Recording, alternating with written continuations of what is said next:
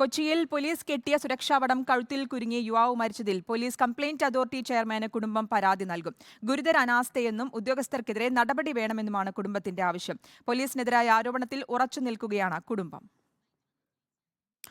അലി അക്ബർ ഷാ നൽകും വിശദാംശങ്ങൾ. അലി, കുടുംബം ആരോപണത്തിൽ ഉറച്ചു നിൽക്കുന്നു. ഈ പോലീസിന്റെ ഭാഗത്തു നിന്നുണ്ടായ അനാസ്ഥ തന്നെയാണെന്ന വാദത്തിൽ ഉറച്ചു നിൽക്കുകയാണ്. ഈ പരാതിയിൽ എന്തൊക്കെ കാര്യങ്ങൾ പറയുന്നു? കഴിഞ്ഞ ദിവസമാണ് പ്രധാനമന്ത്രിയുടെ സന്ദർശനവുമായി ബന്ധപ്പെട്ട് കൊച്ചിയിൽ പോലീസ് ഗതാഗത നിയന്ത്രണത്തിനായി കിട്ടിയ വടത്തിൽ ബൈക്കിടിച്ച് മനോജ് ഉണ്ണി എന്ന ബൈക്ക് യാത്രക്കാരൻ മരിക്കുന്നത്. ഈ വടം ശ്രദ്ധിക്കാതെ പെട്ടെന്ന് ബൈക്ക് വേഗതയിൽ വന്ന് കഴുത്തിൽ വടം ഇടിക്കുകയും കഴുത്തിൽ ശ്വാസതടസ്സം ഉൾപ്പെടെ ആയി കഴുത്ത് ഒടിഞ്ഞാണ് ഈ മനോജ് ഉണ്ണിയുടെ മരണം ഉണ്ടായിരുന്നത്. അതിനുശേഷം തന്നെ സംഭവം ഉണ്ടായതിന് തൊട്ട് പിന്നാലെ തന്നെ കുടുംബം പോലീസിനെതിരെ ഗുരുതര ആരോപണവുമായി രംഗത്തെത്തിയിരുന്നു. കാരണം പോലീസ് കൃത്യമായി റോഡിൽ ഒരു ഗതാഗത നിയന്ത്രണം ഏർപ്പെടുത്തിയില്ല. ഒരു വടം വലിച്ചു കെട്ടുക മാത്രമാണ് ചെയ്തത്. ദൂരെ നിന്ന് വരുന്ന വാഹനത്തിലുള്ളവർക്ക് ഇത് ശ്രദ്ധയിൽപ്പെടില്ല. ആ നിലയിലാണ് മനോജ് ഉണ്ണിക്ക് അപകടം സംഭവിച്ചതെന്നായിരുന്നു കുടുംബത്തിന്റെ ആരോപണം. ഇതിൽ ശ്രദ്ധയിൽപ്പെടാനായി ഒരു റിബൺ വലിച്ചു കെട്ടാൻ പോലും പോലീസ് തയ്യാറായില്ല എന്നുള്ള ആരോപണമായിരുന്നു ഈ കുടുംബത്തിന്റെ ഭാഗത്തുനിന്നും ഉണ്ടായത്. അതിനുശേഷം ഇന്നലെ കമ്മീഷണർ ഈ ആരോപണം പാടെ നിഷേധിക്കുന്ന സാഹചര്യവും ഉണ്ടായി. അദ്ദേഹം പ്രതികരിച്ചപ്പോൾ പറഞ്ഞത് പ്രധാനമന്ത്രിയുടെ സന്ദർശനവുമായി ബന്ധപ്പെട്ടുള്ള ഈ സുരക്ഷാ ക്രമീകരണങ്ങൾ മാത്രമാണ് പോലീസ് നടത്തിയത്. പോലീസിന്റെ ഭാഗത്തു നിന്നും ഒരു വീഴ്ചയും ഉണ്ടായിട്ടില്ല.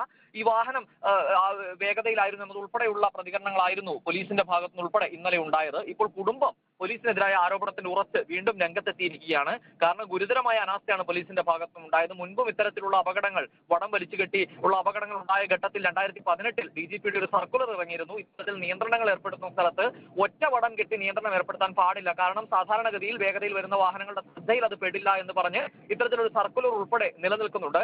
ആ ഘട്ടത്തിൽ ഈ കമ്മീഷണർ പറഞ്ഞ വാദം അംഗീകരിക്കാൻ കഴിയില്ല. പോലീസിന്റെ അനാസ്ഥയ്ക്കെതിരെ നടപടി വേണം, ഉദ്യോഗസ്ഥർക്കെതിരെ നടപടി വേണമെന്നാവശ്യപ്പെട്ട് ഈ പരാതിയുമായി മുന്നോട്ട് പോകാൻ ഒരുങ്ങിയാണ് കുടുംബം. പോലീസിനെതിരായ പരാതി ആയതുകൊണ്ട് തന്നെ സ്വാഭാവികമായും പോലീസ് കംപ്ലയിന്റ് അതോറിറ്റി സെല്ലിലാകും പരാതി പോകേണ്ടത്. അത്തരത്തിലുള്ള നടപടികളടക്കം ആലോചിക്കുകയാണ്. മുന്നോട്ട് പോകുമെന്നും ഉടൻ തന്നെ ഇന്ന് തന്നെ ഒരു ആലോചനയ്ക്ക് ശേഷം അത്തരത്തിലുള്ള പരാതികളുമായി മുന്നോട്ട് പോകുമെന്നുമാണ് കുടുംബം ആരോപിക്കുന്നത്. CC ക്യാമറ ദൃശ്യങ്ങൾ പുറത്തു വന്നിരുന്നു ഈ അപകടത്തിന്റെ. അതിൽ വ്യക്തമാണ് സാധാരണഗതിയിലുള്ള ഒരു വേഗതയിൽ തന്നെയാണ് വാഹനം വരുന്നത്. ആ ഘട്ടത്തിൽ 3 പോലീസ് ഈ റോഡിന്റെ വശത്ത് നിൽക്കുന്നുണ്ട്.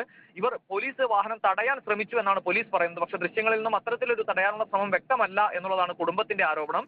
എന്തായാലും ഈ അപകടവുമായി ബന്ധപ്പെട്ട് പോലീസിനെതിരായ ആരോപണങ്ങളിൽ ഉറച്ചു നിൽക്കുന്നു. കൂടുതൽ നടപടികളിലേക്ക് കടക്കുമെന്നും കുടുംബം വ്യക്തമാക്കുന്നു. ശ്രുതി, പോലീസിനെതിരെ ഗുരുതര ആരോപണം തന്നെയാണ് കുടുംബം ഉന്നയിക്കുന്നത്. ഈ ആരോപണത്തിൽ ഉറച്ചു നിൽക്കുകയാണ് കുടുംബത്തിന്റെ ഒരു പ്രതികരണം നമുക്ക് കേൾക്കാം. ഇതേപോലെ ഇനി ഇല്ലാണ്ടിരിക്കട്ടെ, അതിന് വേണ്ടിയിട്ട് ചെയ്യും. കാരണം വെച്ചാൽ അവര്, ഞാൻ ആ വീഡിയോസ് കണ്ടത് ഇപ്പോൾ സാറാണെങ്കിൽ കൂടി കണ്ടതായിരിക്കും.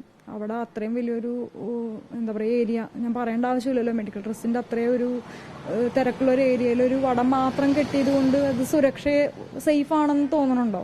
അത് തോന്നണില്ല. മീൻസ് എൻ്റെ ബ്രദർ അത് കണ്ടിട്ടില്ല. ആ വീഡിയോ ഞാൻ കാണുമ്പോൾ അവൻ അടുത്തെത്തിയപ്പോഴാണ് ആ വടം കണ്ടിരിക്കണത്. അവൻ വണ്ടി ചെറുതായിട്ടൊന്ന് ചരിച്ചിട്ടുണ്ട്. പക്ഷെ അവൻ ആ സമയം ഉണ്ടായിരുന്നില്ല അവൻ എന്താ ചെയ്യേണ്ടതെന്നുള്ളത്. അപ്പോൾ അത് പോലീസുകാരുടെ സുരക്ഷാ വീഴ്ച തന്നെയാണ് എൻ്റെ ബ്രദർ എനിക്ക് നഷ്ടമായത്. എന്തായാലും അത് അന്വേഷിക്കണം.